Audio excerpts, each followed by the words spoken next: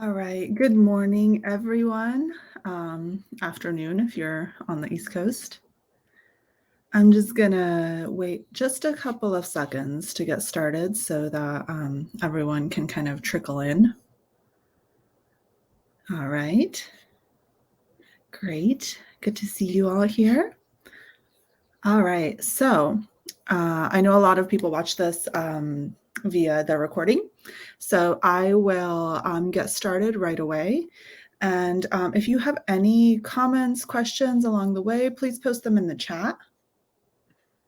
And I will try to answer them in the live, or I will go back and answer them later. Okay, so today's topic is really important to me as someone in this field of psychology. I think, especially given the last few years, it's even more important. And it's not necessarily getting better, especially given current events. So what we're going to do today is I'm going to kind of set up the agenda for you so you know what this talk will be about and if it's of value to you. So we're going to talk about how to actually identify common mental health issues in your team members, in your team, and maybe in yourself. We're going to talk about what those symptoms are, and we're even going to talk about how to actually know where you are on kind of the spectrum of very common mental health issues to know, like, should you get treatment? Should my team member get treatment? Is this something that might be helpful? And then we're also going to talk about how to actually speak to your team members about mental health. I know sometimes for a lot of us, this is still somewhat of a taboo topic, and it can be highly sensitive, especially in the work setting. So I'm going to actually offer some questions that you can ask to your team members that are non-intrusive, but also supportive to kind of allowing them to open up. And then what we're going to do is we're also going to talk about certain things that you can do as a manager, as a leader, that would help your team members increase their mental health and create kind of a more optimized team environment. And those are actually going to be things that you can control, because I know a lot of us are in large organizations and there's only so much you can control, right? So we're going to do that. And I would definitely encourage you to watch that to the end, because I'm going to actually offer up some ideas and solutions that I think a lot of people haven't heard of before that might be really interesting to you. Okay, so we're here for 30 minutes, now 28 minutes. So I'm going to dive right in. What I'm going to do is I'm not going to have a slideshow here, because I will literally do anything to avoid making a PowerPoint. But what I'm going to do is I'm going to post the resources right there in the chat, so you can kind of click on them as we go and investigate anything that you think is interesting. Okay, so optimizing team mental health as a leader. First, we need to address a very important kind of precursor to optimizing team mental health, and that is the fact that as a leader, you have a large influence on the mental health of your team based on your own mental health. So if your own mental health doesn't have a stable foundation,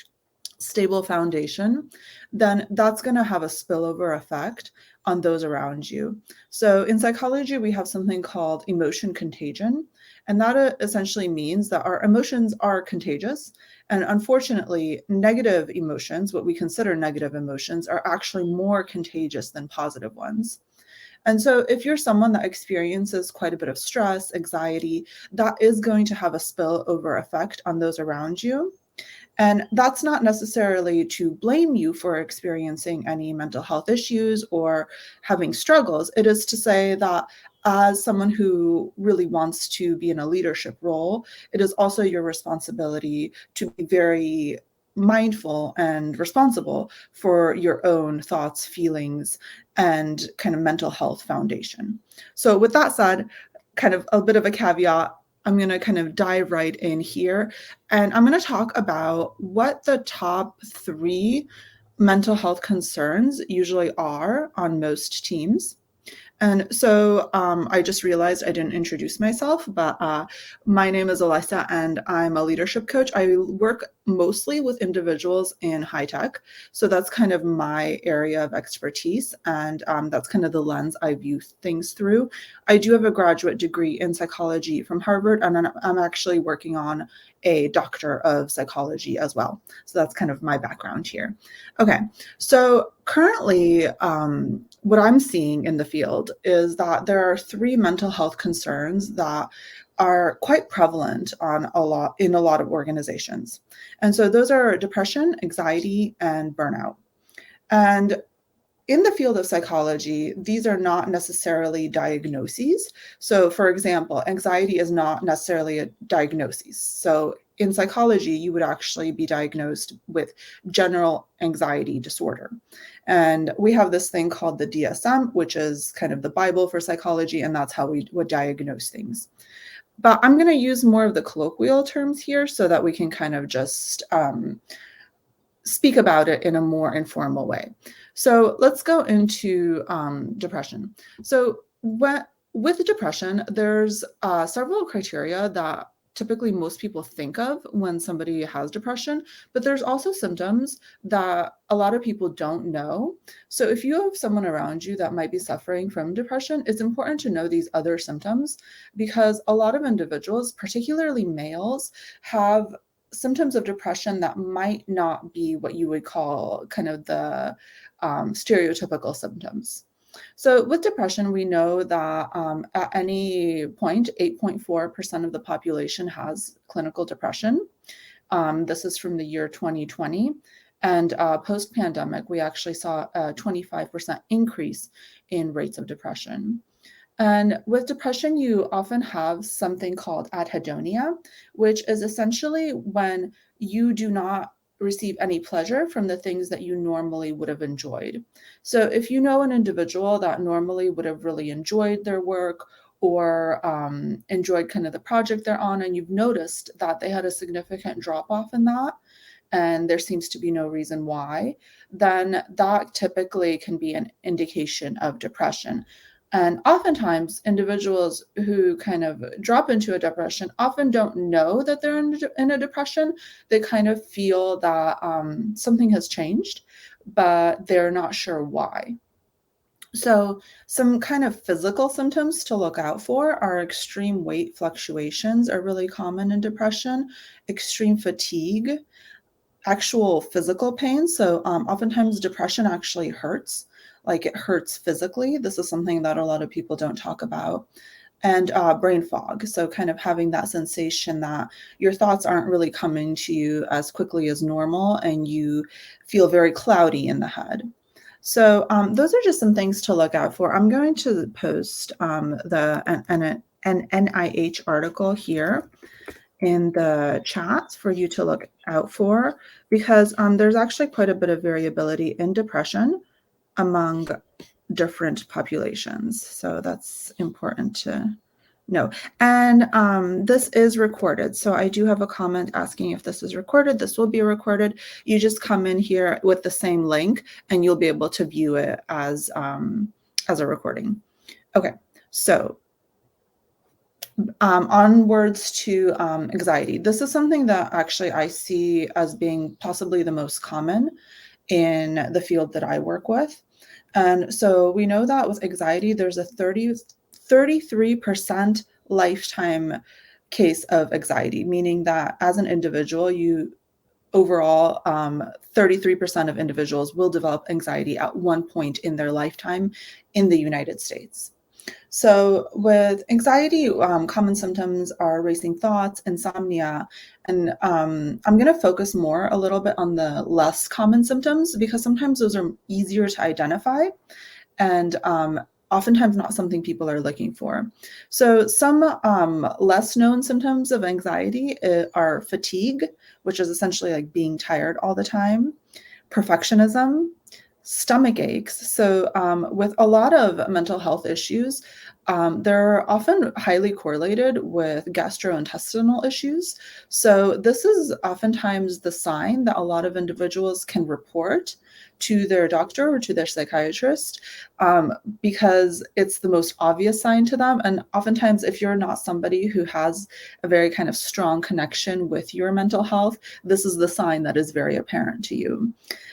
So, being indecisive is another major sign of anxiety, avoidance, having a hard time dealing with stress, and also cold hands and feet, which is actually because anxiety kind of triggers that fight or flight response and has a strong impact on the sympathetic nervous system.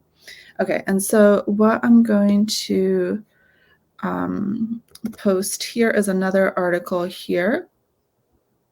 Yeah, perfectionism is a sign of anxiety. Yeah, it's actually quite remarkable, how much of the things we think are our personality are just anxiety. So, it's kind of interesting to question those tendencies. Okay, and so I'm going to just go briefly into the third mental health concern that I see, and that is burnout. And this is probably something you all have seen quite a bit in LinkedIn articles, etc. Burnout actually is not a DSM diagnosis, so this is not something that's used by psychologists or psychiatrists in the clinical setting. But burnout is kind of like a mix, it seems, of depression and anxiety, essentially, in that there is this sense of not finding joy in what one used to do, what one used to find joyful, and also having high levels of stress and never really kind of being able to reach like a restful state.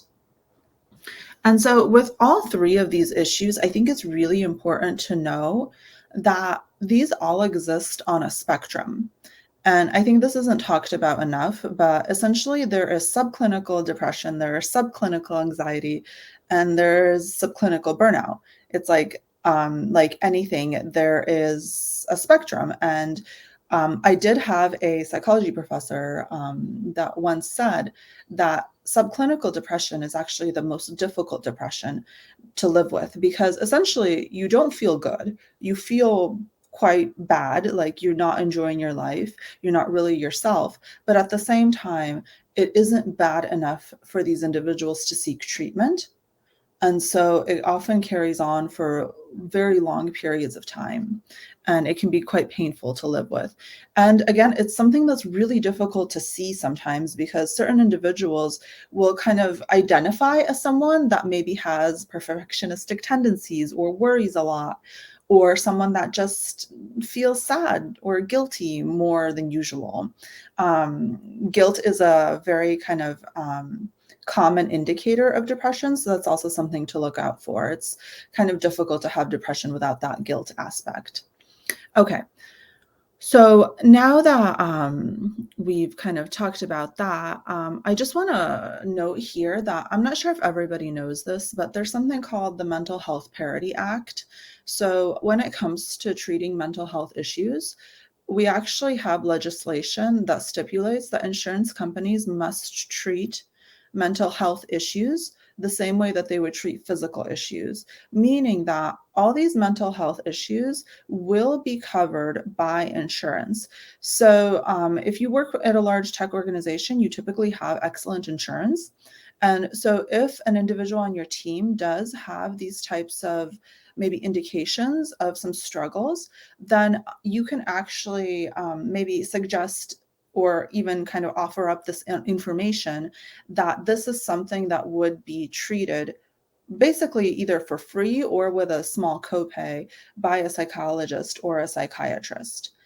And I'm not sure if everybody knows that. I think it's important information to know. Okay, so one of the biggest struggles I see with my managers, my clients, my tech leaders is that it can be really difficult to know how to talk about mental health with employees. And so most of us don't want to intrude. We don't want to say something wrong. We don't want to make it worse. And at the same time, we know that it's actually really important to address these concerns because kind of pretending that they don't exist is not a solution either. So one way to approach the subject is to remember that it's crucial to be vulnerable. And I know some of us might think that, oh, I'll lose credibility if I'm vulnerable with my team members. But in actuality, it often brings people together and it makes individuals feel closer to you. And it actually can even make individuals perceive you as stronger. So if you're approaching a team member that might have some concerns, or you might have some concerns about maybe some fluctuations in their mental health, then it might be useful to share a story when you've had to overcome low moments in your career. Most of us have had some type of struggle we've had to overcome as well. And it's really crucial to normalize these things because it actually is normal to struggle with anxiety, depression, burnout. And we see in the statistics that, 1 out of 3 individuals are going to have anxiety at one point in their lifetime. And that's actual general anxiety disorder. That's not even considering that the population that has subclinical anxiety.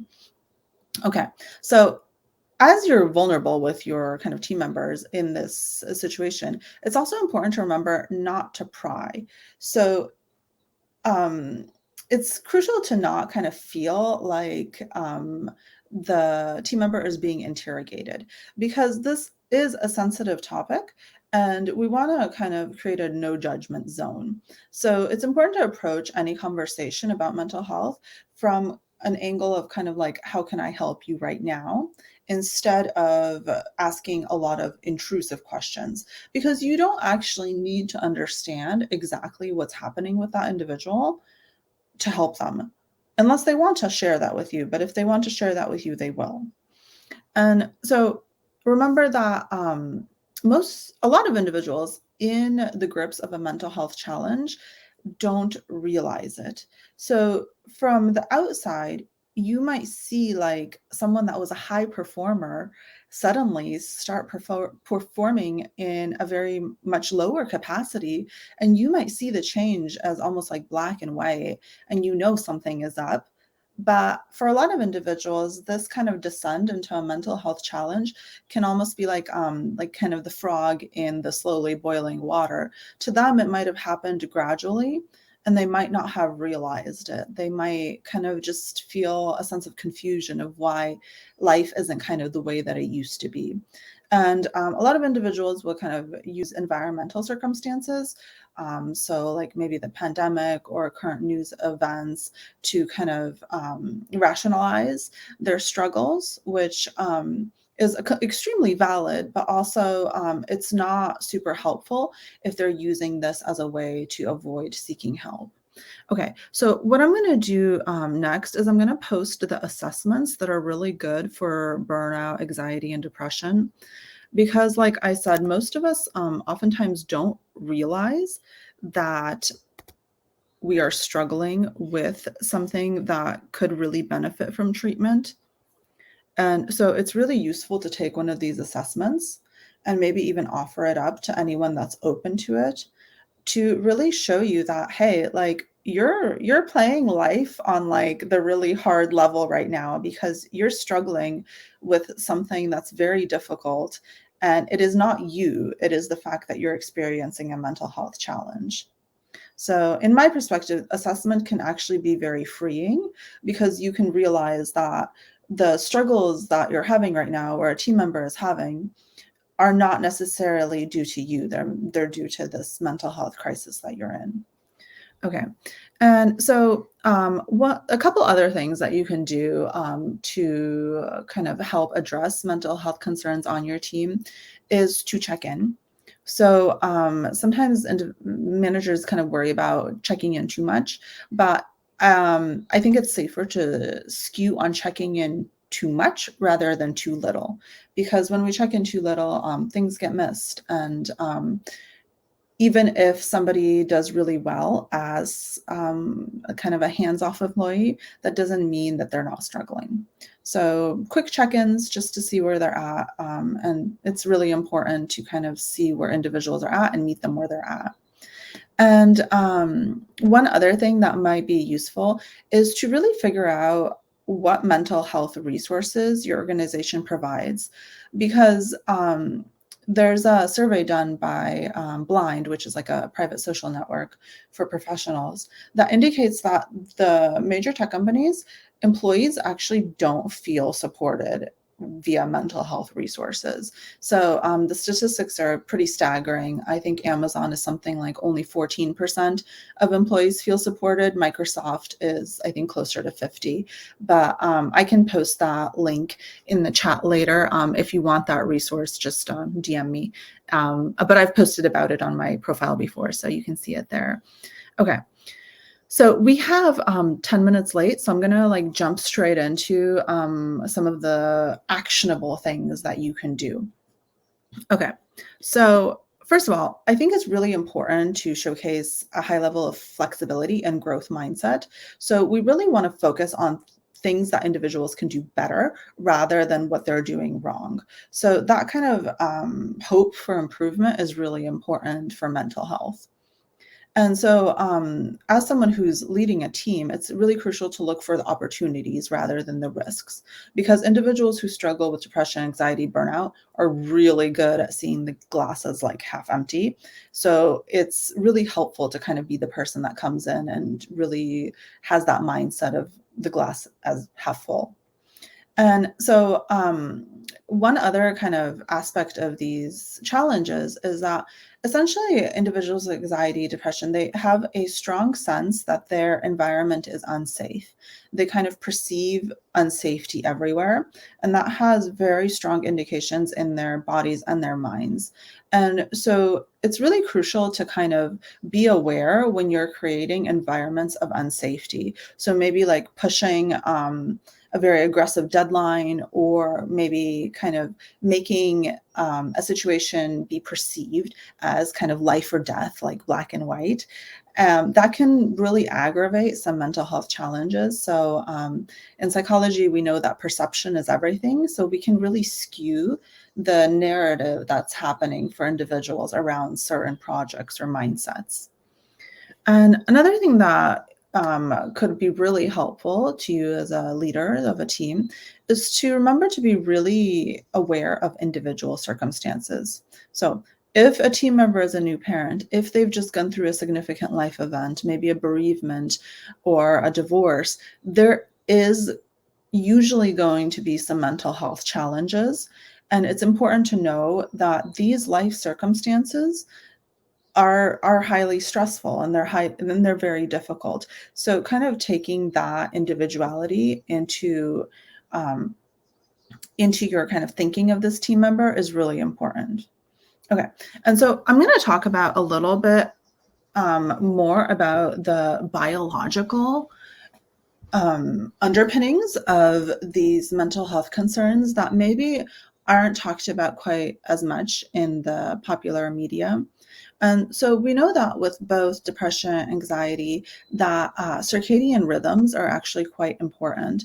So there's work by a doctor called Sachin Panda that indicates that circadian rhythm and circadian rhythm disruption is a high correlate of depression. And some of you might be thinking, what is a circadian rhythm? So a circadian rhythm is kind of the body's natural clock. And actually, a lot of people don't know this, but each organ in your body has like a circadian rhythm. So they almost have like an internal clock that we need to respect. Because when those circadian rhythms are not respected, we have much higher rates of mental health concerns. And this is something that I think, as a tech leader, as a manager, you actually have some of the greatest influence on, because we often live our lives based on kind of the rhythms of our work. And so I know a lot of you have dispersed teams, so individuals that might be in opposite time zones, or even individuals that might have different circadian rhythms, which is actually quite common. So when it comes to circadian rhythms, there's actually 4 buckets that people fall into. And Dr. Michael Bruce is one of the leading kind of speakers and researchers on this. And basically, we know that individuals are either bears, lions, wolves, or dolphins. And it's really crucial for these individuals to stick to their circadian rhythms for optimal mental health. So, the bear is essentially the individual that kind of abides to the normal societal rhythm. So that's kind of like they enjoy that like 9 to 5 workday, and they do well with kind of how life is set up in our culture.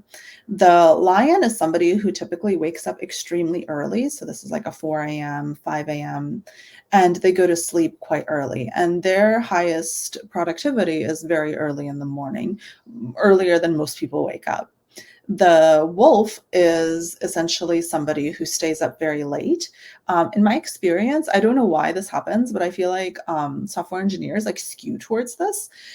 They basically are extremely productive late at night, and they sleep in later than the general population. And then the dolphin is essentially the individuals that have insomnia and kind of scattered circadian rhythms. So that's unfortunate. And so you might have a mix of individuals on your team who have these tendencies, and it's actually really important to know your own as well. I'm going to post the quiz here in the chat right here. So you can know your own circadian rhythm, and it might actually even be fun to kind of share this with your team, and so that they all know that maybe if a certain team member isn't answering their emails at 9 p.m. at night, it might be because they're a lion, and that's okay. And so we know that when we disrupt circadian rhythms, there's several implications physically and mentally that are not great. If you want to know more research on this, I know Dr. Rhonda Patrick has quite a few interviews based around this, so I would recommend that. And essentially, as a manager, this is something that you can control. And when you are scheduling meetings at times that an individual would normally be sleeping or would normally need to kind of have their rest time, it can be highly disruptful to their circadian rhythm. And so it's just a good thing to keep kind of stay mindful of as you schedule your meetings, as you schedule one-on-ones. Additionally, when it comes to circadian rhythm, we actually know that sunlight exposure is extremely important. And so as we maybe potentially enter summer here in the Seattle area, maybe one day, it might be like an interesting intervention to experiment with, in which you may have the possibility to do some walking meetings as some individuals return to campus.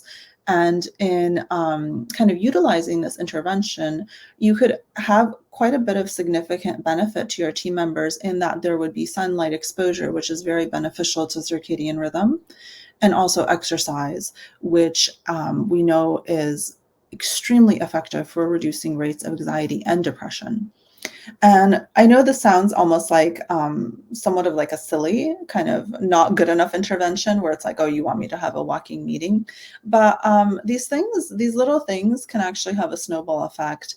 And it can actually have quite a big impact on in the kind of individual's health on an everyday basis. So it's something to consider. And what I want to end with is some questions here that can be really helpful to you when you are hoping to address mental health concerns, maybe on a one-on-one with a team member. So I know that one of the greatest concerns for tech leaders and managers is that you just don't know what to say. Like, it feels like you're going to open up a can of worms, and you don't want to make an individual feel even worse. And so these questions are some questions that you can kind of keep open in a notes app on your computer to have in the background should you get stuck when you're speaking with an individual that might have some mental health concerns. And they're really meant to kind of open up an environment of safety and kind of open up a conversation in which an individual is able to feel safe and secure with you, because we know that one of the greatest indications of mental health in the workplace is the support of the manager, of the leader. And so you have like this amazing opportunity to be this person for your team. And you have such an amazing ability to have a massive impact on these individuals' lives. And I think it's so like commendable that you are learning about this. You're here today. And I really respect that for those of you that are watching this. And so I just want to be here to support you all as much as possible. So if you have any questions or follow-up ideas that you'd like me to answer, then really feel free to connect, send me a DM, and I'm happy to support you in any way I can.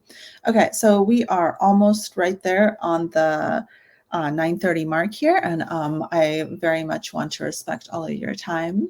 So if I hope this was helpful to you. If it was, please kind of share it across the LinkedIn network, and I will have another one of these LinkedIn Lives next month, and so kind of look out for that. And thank you for attending. All right, take care, all.